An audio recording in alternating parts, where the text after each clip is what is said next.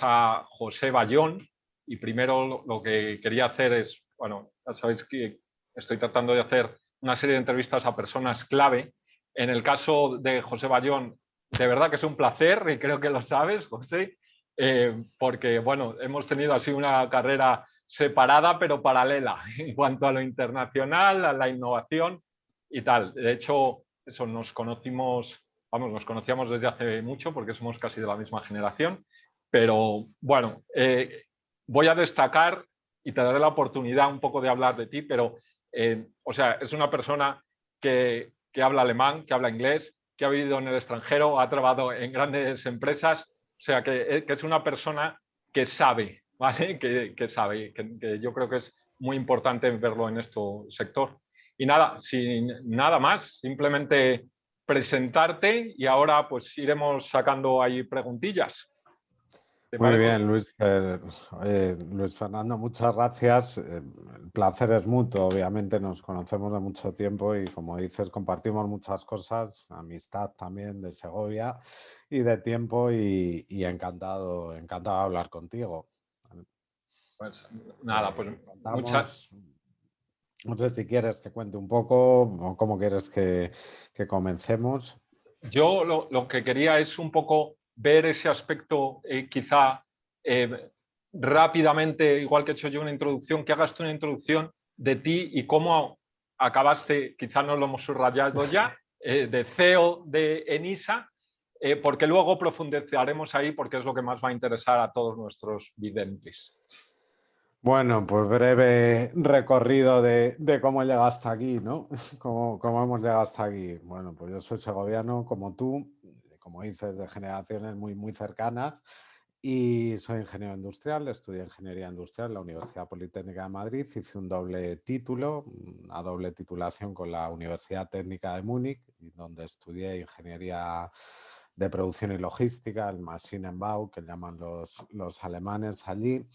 Me quedé trabajando en Mercedes-Benz, en Stuttgart, cerca de Stuttgart, Sindelfingen, un tiempo, y luego vine a España, estuve trabajando pues, como ingeniero, siempre en ámbitos de producción principalmente, en Airbus, en General Electric, ya más cercano a lo que es el I+D, y varios años en General Dynamics, Santa Bárbara, en desarrollo de procesos de producción y montaje. En paralelo, es verdad que siempre he tenido pues, bueno, una vocación y una actividad política que me llevó a ser militante del PSOE desde hace ya bastantes años, la verdad, casi 20, no trabajando en ello, simplemente como militante, porque como digo, siempre he trabajado en ingeniería. Pero es verdad que en el año 2014 la alcaldesa de nuestra compartida ciudad de Segovia pues me ofreció ir en su lista como concejal. En 2015 me eligieron concejal y me delegó la alcaldesa pues la tenencia de alcaldía para economía, desarrollo económico, empleo, innovación, después también Hacienda. Y ahí es como entré en la parte pública, en el sector público, ¿no? Ya en el año 2018, pues la actual ministra de Industria, Comercio y Turismo, Reyes Maroto, me llamó para ser consejero delegado de ENISA, la empresa nacional de innovación, que es el puesto que actualmente ocupo y que me imagino que es de lo que seguiremos hablando a partir de aquí. Efectivamente, efectivamente. Bueno, de verdad agradezco, quería destacar sobre todo tu carrera profesional antes de estar haciendo la actividad que haces, dirigiendo pues ENISA o de consejero delegado. ¿Qué es ENISA? Y como de esto sabrás porque has visto muchas startups, en una frase. O sea, ¿qué es para quien nadie haya oído? Que por cierto, debo destacar que me sorprende, me he encontrado con gente que a lo mejor no ha tenido, o al menos hasta el año pasado y tal, que no sabía que era ENISA. ¿Qué es ENISA? Bueno, si lo tuviera que decir en una frase, luego la desarrollo un poquito más, pero en una frase, ENISA es el instrumento público de referencia para el apoyo al emprendimiento y la pyme innovadora. Eso es ENISA en una frase. He explicado un poquito más. Es una empresa pública, es empresa, por lo tanto no somos como tal ministerio, somos sociedad mercantil estatal, anónima, accionarialmente perteneciente al Ministerio de Hacienda a través de la Dirección General de Patrimonio del Estado, pero funcionalmente estamos adscritos al Ministerio de Industria, a la Dirección General de Industria y Pyme. Por lo tanto, somos una empresa pública de apoyo a la pyme, y decía de referencia porque es verdad que hay muchos instrumentos, no somos instrumentos públicos de apoyo empresarial. Está CEDETI, como sabrán, eh, está ICO, está IDAE, en fin, hay otros tantos.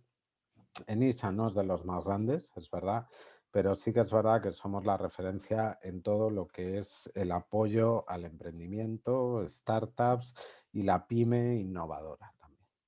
Perdona, entonces quizás has estado diciendo a algunos cuál es la diferencia, como has dicho, con CEDETI, otro tipo de programas. Si una startup o una empresa está pensando en vías de financiación. Bueno, CEDETI fundamentalmente, CEDETI es el gran impulsor de la I+D pública en nuestro país, ¿no? Está mucho más centrado en proyectos de I+D, más I, también innovación, pero mucho, digamos, con una fuerte carga tecnológica, componente de I+D más I, transferencia de conocimiento, etcétera, ¿no? ICO es el instrumento público de aval del Estado, lo ha demostrado con esta crisis, con 114.000 millones de euros de avales en créditos, por lo tanto es un instrumento de liquidez para quien le haga falta.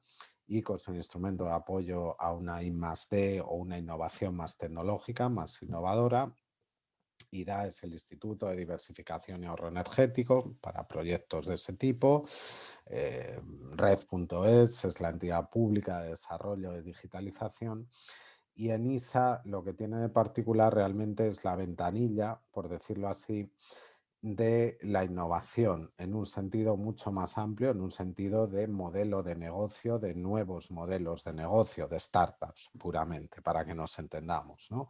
Y de pymes innovadoras, pero una innovación entendida en un sentido más amplio, no en un sentido únicamente de I+D. Un nuevo modelo de negocio para nosotros es innovador y su ventanilla es ENISA. Y aquí quizás lo mejor sea poner ejemplos, ¿no? Pues puedo poner de ejemplo pues desde Cabify, Wallapop, Privalia o La Luz, Más Móvil, EcoAlf, Scalpers, en fin, Alvalle, Silence, las motocicletas, Onix, Solar. Bueno, hay muchas, ¿no? Realmente hay pues más de 6.400 desde el año 2001-2004, sobre todo, que NISA se dedica al préstamo participativo, y más de 1.100 millones de euros invertidos, ¿no? Sí, yo creo, bueno, eso saldrá otra vez, pero yo creo que es clave eso del préstamo participativo, porque yo creo que es una forma de verdad de conseguir compromiso. Bueno, lo veremos ahora un poco más adelante. Eh, Quizá preguntar por qué ahora, y estábamos comentando antes, parece que hay mucho, o se está visualizando mucho a ENISA. ¿Por qué ahora ENISA puede ser una buena oportunidad a la hora de buscar financiación y qué ventajas tiene el Bueno, hacerlo ahora? ENISA lleva realmente haciendo un trabajo de fondo muchos años, ¿no? Decía desde el 2001-2004, ENISA nace en el año 82, realmente es una empresa que tiene ya casi 40 años, nace en el paraguas del antiguo Instituto Nacional de Industria como un instrumento de innovación. Las siglas son, o el acrónimo es Empresa Nacional de Innovación, Sociedad Anónima. Nace como instrumento en ese momento y pasa por diferentes fases, pero a partir, como digo, de 2001-2004 se centra en este préstamo participativo.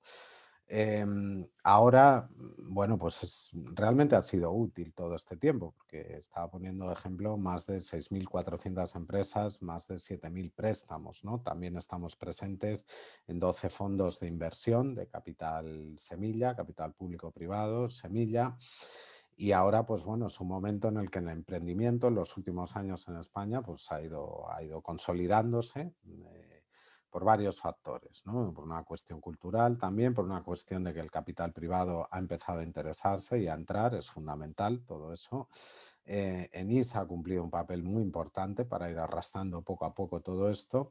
Y ahora es un momento de gran utilidad, ¿no? Porque la transformación económica, aparte de la oportunidad que tenemos surgida esta dura crisis, ¿no? Pero esta oportunidad del plan, de los planes europeos y el español, España puede, pues bueno, nos abre una ventana a todos, pero en la parte concreta de emprendimiento, de startups, de pymes que tienen que innovar también, importante, pues ENISA es un instrumento que yo creo que puede resultar bastante útil. Estamos haciendo un esfuerzo de comunicación porque en definitiva somos un servicio público y entendemos que se nos tiene que conocer, ¿no? Sí, bueno, yo creo que si os conoce, a lo mejor no se sabe realmente el impacto que estás teniendo. Antes has mencionado el número de empresas. Si tenéis alguna aproximación, no hace falta números exactos, por ejemplo, que hayáis ayudado hasta ahora y que esperáis ayudar, por ejemplo, en este año o en estos 2 próximos años. Pues el último año, yo soy consejero delegado desde 2018, cuando me lo propuso y bueno, me nombró el Consejo de Administración a propuesta de la ministra de Industria. Desde entonces nos pusimos dos objetivos fundamentales, ¿eh? ENISA estaba funcionando bien, pero es verdad que en los últimos años, pues bueno, se estaba dejando un poco, estaba un poco desdibujado en el sentido de que se aprobaban las líneas muy tarde, las líneas de financiación muy tarde, en noviembre, diciembre. Eso generaba, pues bueno, ya cierto, digamos, no sé, cierta inercia negativa en el sector de decir, bueno, ¿cuándo estarán las líneas de NISA? Igual ni están, ¿no?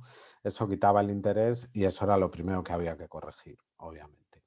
Lo segundo también es esto que has comentado, ¿no? Luis, porque realmente yo me encontré una empresa en la que empecé a ver ejemplos, empecé a ver números y digo, bueno, pues es que esto se tiene que conocer más, pues se tiene que conocer más porque es un valor público bien empleado, lo cual no está mal que se conozca porque nos hace falta poner en valor lo que es de todos y se utiliza bien, pero aparte de eso es que tienen que venir muchas más, ¿no? Es una ventanilla que demuestra ser útil. En 2018 aprobamos las líneas, yo entré en octubre, no estaban aprobadas, las aprobamos en noviembre, en 2019 las aprobamos en abril, el año pasado con la pandemia y este año fue en junio, este año esperemos que sea también en junio porque ya están en presupuestos generales del Estado, además tenemos nuevas líneas con otros ministerios, no solo el de industria y bueno, pues como digo, creo que merece la pena primero poner en valor, bueno, una cuestión que es de todos, que es pública, que funciona, oye, con margen de mejora como todo, muchísimo, pero que funciona y sobre todo que tiene, como dices tú, que funcionar de cara al futuro, ¿no? Por concretar un poquito, perdona, me preguntabas este año, el año pasado, el efecto de aprobar las líneas antes y de comunicar más, más intensamente lo que hacemos, ha producido que en el año 2019 y en el año 2020 hayamos tenido el mayor número de solicitudes de la historia de NISA, ¿no?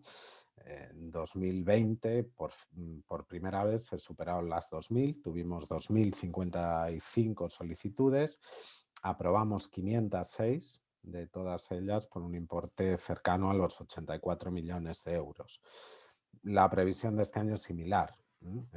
Estamos teniendo más o menos el mismo número de solicitudes. Es verdad que tenemos algo más de presupuesto por dos líneas específicas, una que nos dota el Ministerio de Agricultura para emprendimiento en el sector agro y otra que nos dota la Vicepresidencia Económica para emprendimiento femenino. Tenemos, por tanto, un 30% más de presupuesto y, bueno, pues esperamos aprobar algo más también, lógicamente. Has dicho una cosa muy interesante porque yo que he estado o estoy como revisor en proyectos europeos conozco mejor la parte internacional europea y muchas veces se habla mucho de proyectos europeos, pero al final las propuestas que hay solo consiguen financiación un 10%. De lo que estás diciendo es prácticamente un 25%, con lo cual, 25. es muy interesante, muy interesante. Quizá un poco, muy brevemente, ¿cuál es el proceso que tenéis? O sea, desde si hay alguien o una empresa o una persona, bueno, una empresa siempre con vosotros, tienen una idea, a lo mejor una idea que nace de su proyecto principal o una completamente desde una startup. ¿Cuál es el proceso así a grandes rasgos, en fases? ¿Y qué acompañamiento hacéis? Es un proceso relativamente, bueno, relativamente sencillo, ¿no? Teniendo en cuenta que estamos manejando dinero público y evidentemente hay que hacerlo con cuidado por el bien de todos y con criterios, ¿no? O Eso a veces es más lento, pero bueno, tiene que ser así. Pero dentro de todo esto es de los procesos, sinceramente, más sencillos que hay en la administración pública. Para empezar, todas las solicitudes de NISA van a través de nuestra página web, es el único canal de entrada. Y ahí, pues la empresa, como bien has dicho, hay que ser una empresa, o sea, hay que tener un CIF de empresa, no es para autónomos, aunque sea una empresa pequeña de 1 o 2 personas, pero empresa con sede social en España, con un proyecto innovador y que quiera cofinanciarse, importante, no somos financiadores únicos. Lo que tiene que hacer es entrar en la web, solicitar, va rellenando, a partir de ahí entra en nuestro proceso que llamamos de admisión. Si se cumplen una serie de requisitos iniciales, pasa al proceso de análisis, donde se le asigna un nivel de riesgo, un rating, que marca también, bueno, pues la capacidad y los límites que tenemos para poder financiarla. Y a partir de ese momento el equipo de análisis lo traslada o bien al comité de inversiones o bien al consejo de administración, dependiendo de la inversión de la que estemos hablando. Cuando eso se aprueba, posteriormente hay que formalizarlo porque son todo pólizas que se firman ante notario. Por tanto, tiene luego después un proceso, digamos, de formalización ante notario. Esas son las fases que tenemos en ENISA durante todo el proceso y desde que una empresa nos solicita el préstamo y en nuestra página web carga sus datos, se le asigna un analista al que puede consultar, preguntar y que le acompaña en ese proceso bueno, pues de análisis y de estudio, ¿no? Perfecto. Además, eso que has destacado de que hay solo un punto de entrada, la página web. O sea, me parece clave porque ahora mismo precisamente con programas europeos empieza a haber páginas que están surgiendo para tratar de bueno, poner en el mismo paraguas todo, pero al final son páginas distintas. O sea, entonces me parece que eso simplifica muchísimo. Me gustaría saber un poco quiénes estáis detrás, porque igual que eres tú y hemos presentado un poco quién eres tú, me gustaría saber, por ejemplo, qué tamaño de equipo tenéis ahí. Eso, para que nos hagamos una idea de la cantidad de actividad que estáis realizando y de lo que cuesta. Pues mira, realmente, bueno, estamos detrás varios. Efectivamente, yo soy el consejero delegado, por lo tanto, máximo responsable ejecutivo de la empresa. El presidente, que es un cargo, digamos, más formal, en este caso no es ejecutivo, es el director general de Industria y Pyme, por estatutos, por esa vinculación que tenemos con el ministerio. A partir de aquí hay unos directores ejecutivos de operaciones, estrategia, financiero, un secretario general, área de servicios generales y lo que nos interesa o lo que les interesa a las empresas, pues analistas, ¿no? Analistas tanto en el área de operaciones como en el área después financiero y de riesgos, ¿no? Los financieros y de riesgos lo que hacen es el seguimiento una vez que el préstamo está concedido. Los de operaciones lo que hacen es evaluarlo para conceder el préstamo. Y no somos tantos, la verdad es que deberíamos ser alguno más, sobre todo ahora que está creciendo nuestro presupuesto, ¿no? Estamos pendientes de ello. En ISA somos, si no me equivoco, ahora mismo 52 empleados y unos 8 becarios, con lo cual llegamos a 60. Tenemos en torno una media de 9 analistas, lo cual, cuidado porque estamos hablando de muchas operaciones, ¿no? Si dividimos. Sí. Y también en el área de riesgos, pues por ahí, ¿no? Tenemos 8 personas, una cosa así. El área de riesgos y financiera y contabilidad. Es que es clave porque con el volumen que habéis comentado de proyectos que os llegan, claro, al principio si uno echa cuentas dice, jolín, por cada persona le están pasando un montón. Y eso también indica el expertise al que habéis llegado. Sí. O sea, efectivamente habéis visto muchísimos proyectos, cada una de las personas ahí involucradas. Entonces yo entiendo, y a lo mejor me puedes decir ahí si hay cierto feedback durante el proceso. O sea, si yo envío una propuesta, ¿la denegaréis o no? ¿Hay comunicación en la que digáis, qué hay que mejorar o qué... Siempre los analistas, aunque es verdad que tienen una gran carga de trabajo, efectivamente lo has dicho muy bien, hay un expertise trabajado en mucho tiempo, tenemos rotación porque es una actividad que le gusta mucho a gente joven del área económica, porque son negocios nuevos, modelos de negocio, realmente es atractivo, ¿no?, para trabajar. También para gente joven, pero tenemos algunos expertos que llevan muchísimo tiempo que han visto pasar de todo y que son fundamentales, ¿no? Y durante todo el proceso, efectivamente, pues se van dando feedbacks, incluso quien es que no, evidentemente también, insisto, esto es dinero público, es nuestra obligación explicar por qué no. Y además de explicar por qué no, pues en muchas ocasiones tratar de ayudar. Y vamos, son muchos los proyectos que en un momento dado se les ha dicho que no, se les ha orientado y han vuelto al año siguiente o a los 2 años y han salido adelante, ¿no? Pues fantástico.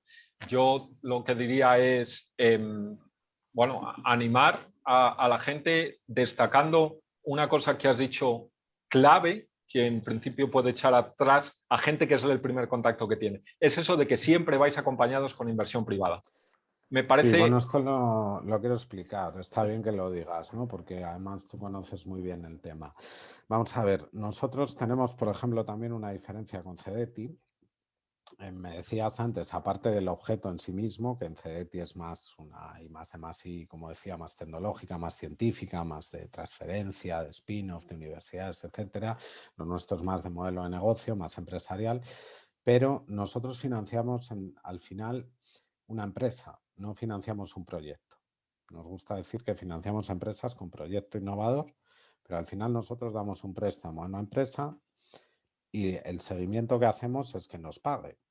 No pedimos hitos, no pedimos cumplimientos, ¿vale? Esto es importante entenderlo. No pedimos avales ni garantías, porque esa es la gran ventaja de este préstamo participativo. Y tampoco somos ayuda a Estado, con lo cual tenemos que buscar la forma de compensar de alguna manera. ¿Cuál es la forma? Bueno, a través de un tramo de interés variable, porque tampoco entramos en capital, no diluimos capital. Y también pidiendo implicación de los socios promotores y de capital privado, ¿vale? Es decir, siempre acompañamos en ese proyecto, pero sobre todo arrastramos, tenemos un efecto certificador, somos al final gobierno y ministerio, ¿no? Entonces, cuando entramos, más fácil que entre capital privado. Esto es por una cuestión nuestra de todo esta, digamos, arquitectura, diseño del instrumento del préstamo participativo, pero también por una cuestión estratégica de arrastrar el capital privado. Lo decía al principio y es muy importante. Uno de los realmente de los déficits que tenemos en España, que hemos tenido, es que el capital privado no estaba invirtiendo en esto. Estaba invirtiendo en otras cosas de más corto plazo y distintas, ¿no? En el sector inmobiliario, en turismo, en fin, en lo que es la economía, porque también es verdad que esto es un reflejo de lo que es la economía. O sea, no, hay países donde se dice, oiga, mire, toda la cantidad de capital privado, como Estados Unidos y demás, que invierte. Claro, pero es que ese capital privado existe porque existe una base industrial sólida, se han generado capitales privados potentes en torno a la industria de un tipo, de otro, y luego han decidido invertir, evidentemente, con una mentalidad emprendedora, pero primero tienes que tener capital privado, ¿no? Aquí no lo había. Aquí lo vamos arrastrando y sobre todo lo que queremos es que se metan en esto, ¿no? Que se metan en el emprendimiento y que inviertan en emprendimiento, ¿no? Me parece quizás lo más importante y me quedaría con ese mensaje. O sea, aunque puede parecer algo malo, yo he visto muchos proyectos europeos que se centran en investigación y mueren después, porque están centrados en la parte de investigación, no hace falta que haya éxito. Aquí hay un préstamo que hay que devolver, pero sobre todo es que involucras a unos inversores Claro. o dinero propio, con lo cual sí o sí quieres ir a por ese dinero. Tienes presiones externas y eso me parece que es la clave de NISA. Bueno, pues yo creo que hasta aquí ha quedado clave lo importante, ¿no? Si quieres añadir alguna cosa más, quizás eso, animar a Sí. empresas pymes que estén planteándoselo. Por supuesto, bueno, lo primero agradecerte y darte la enhorabuena también por tu iniciativa, tu espíritu emprendedor en todo este mundo y por supuesto, claro que sí, animar a emprendedores, a emprendedoras, a pymes que tengan una idea y bueno, pues a que acudan a ENISA, que les ayudaremos, estaremos encantados de recibirles y de apoyarles en la medida de nuestras posibilidades. Pues muchísimas gracias, José. Y nada, hablamos pronto. Un abrazo muy fuerte. Un abrazo, Y gracias. gracias a todo el mundo que está viendo. Hasta luego. Chao.